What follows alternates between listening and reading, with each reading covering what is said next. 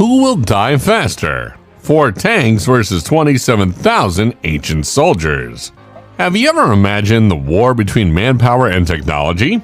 Have you ever wondered what it might have been like to experience the bloodiest wars in history? Do you want to know who will win the war in the battle of tanks and soldiers? If yes, then you are in the right place. In this video, we are going to tell you who will die faster in the battle of 4 tanks and 27,000 ancient soldiers. Stay tuned. Humans have progressed from living in a cave to well-renovated homes, from doing everything manually to depending on machines, from waiting for their messages to be answered for months to instantly getting a reply.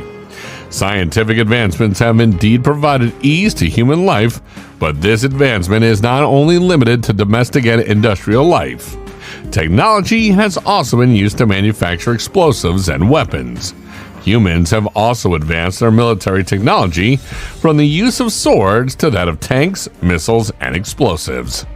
In this video, we will analyze who will die faster in the war between tanks and soldiers. Let's get started. Ancient soldier strength. Ancient troops were well prepared, well organized, and strongly motivated by national and military pride. Soldiers were the elite heavy infantrymen of the empire. When it came to providing financial incentives for the troops to remain on the battlefield, the Roman Empire was more progressive than many of the world's current nations. In return, these men were always willing to lay down their lives for the emperor and the greater good of the empire. It used to be standard for soldiers to endure grueling training that would prepare them for any eventuality. They were able to live without food for days and survive the harsh seasons. They were not only mentally formidable, but also physically formidable, allowing them to overcome hundreds of soldiers in battle. Armor and equipment. In addition to shoulder padding and a chainmail undershirt, the standard ancient soldier's uniform also comprised of the lorica segmentata, which was the army's distinctive shoulder guard and worn only in the duress of circumstances. This is the precise name for the folded steel strips that are utilized in the creation of body armor that is both effective and lightweight. In addition to this, every one of them wore helmets that covered their heads, brows, and necks, but left their faces exposed.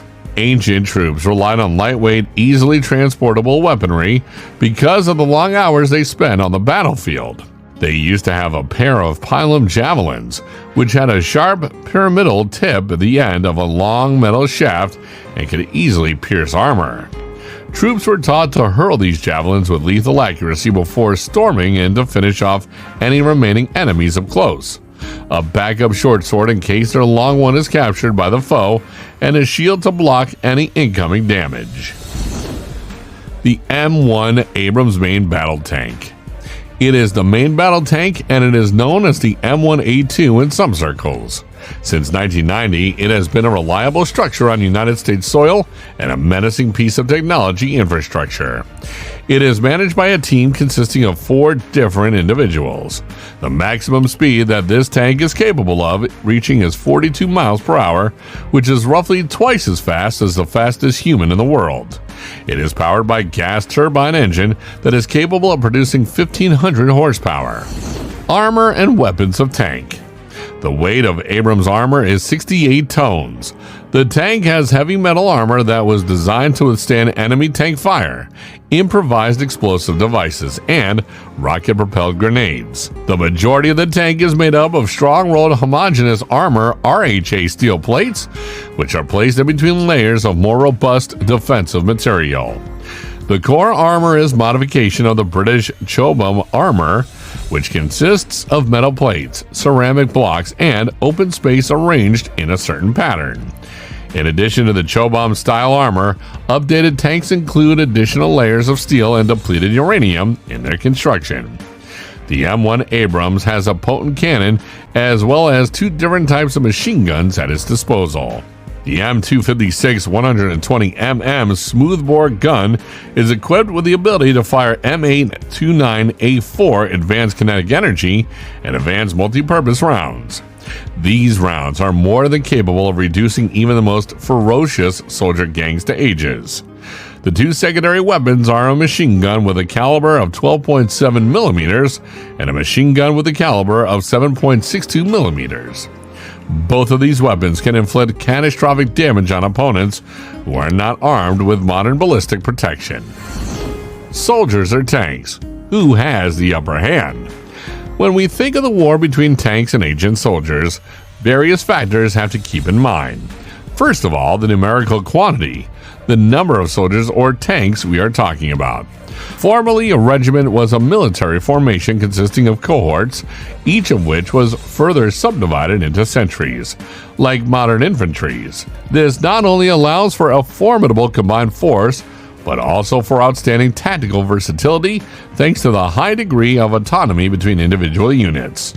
While the tank's great offensive weapon, the smooth core armament, and its two machine guns are extremely effective, they are limited to fighting only one battle at a time and have a finite supply of ammo. Any strategy for defeating the tank would likely rely on the massive numerical advantage, together with the freedom to act autonomously and capture the tank's attention as needed. Ancient soldiers were built to last. They had weapons, armor, food, and at least 14 days, a wicker basket, a saw, and some leather, a shovel, a sickle, and water. Not only did these aid their survival on the battlefield, but they also helped them make use of the available natural resources. However, tanks have a finite quantity of fuel that allows them to move. The tank's engine indeed gets amazing gas mileage, but it can only travel 265 miles before it needs to be refueled. So, who will win? Tanks of the current era may strike fear into the hearts of even the most well-equipped infantry units. Infantrymen, no matter how well trained or equipped, feel a heightened sense of nervousness in the presence of tanks. For ancient soldiers, the sight of a modern tank would be a terrible sight. Their weapons will be useless and won't harm the inside. Modern tanks travel faster than anything they've seen before and can destroy defenses from a great distance away. Soldiers that stand their ground in the face of a tank are likely to be run over and killed, or at best, maimed. As long as the tank's gasoline and ammunition lasted, it would be impossible to stop it. A resourceful crew might extract gasoline from vegetable oil. Diesel engines may have been used with vegetable oil and have been developed earlier. One might quickly conquer a territory before the lack of spare parts became an issue. They might just wait for you to deplete your supply of energy and weapons. They might use combustible materials to line the tank and roast you in there. With a deep enough pit, they could capture the tank.